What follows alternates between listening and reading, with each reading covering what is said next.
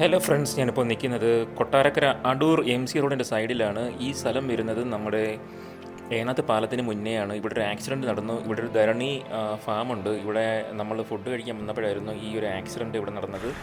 അതാ കാണുന്ന ബലെനോ കാറില്ലേ, ആ ബലെനോ കാറിൽ ഒരു ഹ്യുണ്ടായി കാർ വന്ന് കയറിയതാണ്. ആ ഹ്യുണ്ടായി കാറിൻ്റെ ടയർ പൊട്ടിത്തെറിച്ച് ഈ ബലെനോയിൽ വന്ന് കയറിയെന്നാണ് അവർ പറഞ്ഞത്. അപ്പോൾ നമ്മൾ ഫുഡ് കഴിച്ചിട്ടിരുന്നായിരുന്നു. അപ്പോൾ ഈ ഒരു ഇടിയുടെ ആഘാതത്തിൽ ആ ബലെനോ കാർ റോഡിൽ നിന്നർക്ക് തിരിഞ്ഞ് വന്ന് ഇരുന്ന് ആ ഒരു കണ്ടീഷനിലായിരുന്നു, ലോക്കായി പോയി. അപ്പോൾ അതിലുള്ള ആൾക്കാർക്കൊക്കെ സേഫാണ്, ആർക്കും കുഴപ്പമൊന്നുമില്ല. നമുക്ക് ആ ഹ്യുണ്ടായി കാറിൻ്റെ കണ്ടീഷൻ എങ്ങനെയാണെന്ന് നോക്കാം. നല്ല തിരക്കുള്ള സമയമായിരുന്നു, ഓണമല്ലേ, നല്ല തിരക്കായിരുന്നു. ഞാൻ വന്ന വഴിക്ക് തന്നെ 2-3 ആക്സിഡൻറ്റ് നടക്കേണ്ടതായിരുന്നു. വണ്ടികളെല്ലാം റോങ് സൈഡിലാണ് വരുന്നത്. കണ്ടില്ലേ, ഈ ഒരു പിന്നെ ബലെനോ കാറിൻ്റെ സൈഡിലാണ് ആ കാറ് വന്ന് കയറിയത്. എന്തായാലും ബലെനോ കാറിലിരിക്കുന്ന ആൾക്കാർക്കും ഹ്യുണ്ടായിയുടെ വണ്ടിയുടെ ആ ഒരു കണ്ടീഷൻ കണ്ടില്ലേ, ആ ഫ്രണ്ട് സൈഡ് ഫുള്ള് ആ ഒരു ഭാഗം മൊത്തത്തിൽ ആ ഇടിയുടെ ആഘാതത്തിൽ തകർന്നുപോയി. ഈ ഹ്യുണ്ടായിലിരിക്കുന്ന ആൾക്കാർക്കും ഒരു കുഴപ്പമില്ല, എല്ലാവരും സേഫാണ്.